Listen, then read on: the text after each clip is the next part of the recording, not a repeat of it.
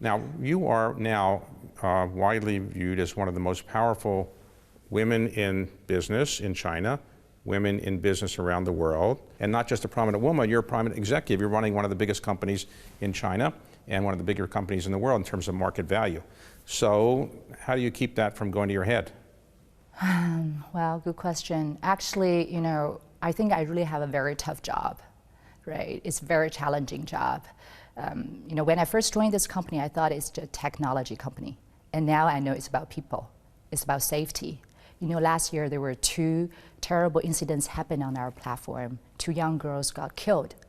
It was devastating, right? And for all of the senior executive, i.e. the 25-year-olds, right? We sat together and think to ourselves, what's the next step, right? This is much more challenging than when Uber came in or when other competition came in. Was the death because of the driver did something wrong? Yes, the driver was a criminal. So how do you screen those kind of people in the future? Right, after that, now we launch more than 40 product features about safety. Facial recognition, right, route sharing, so itinerary sharing, so there are 40 of them. But the challenge part is not about how committed we can be for safety. There are a lot of dilemmas that I can't ask our data scientist for an answer to. It's a social problem. For example, one dilemma we face is, do we allow drivers to reject drunk passengers?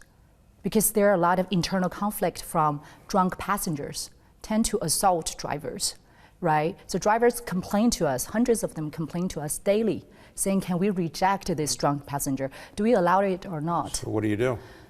We put up a nationwide consultation forum and we ask people's feedback. 80% of them thinks we should.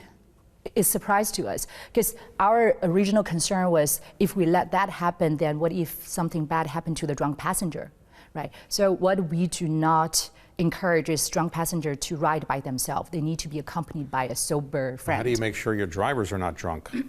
Oh, that's very easy. That's very easy. Do you have a breathalyzer, or what do you do? How do you make sure? Yeah, we have this SDK on all the drivers' cell phones. So if they drive dangerously, speed driving, hard brake, hard turn, we test it immediately, right? And before he gets, he pick up order, we will do facial recognition and there are phone calls if we see anything, random.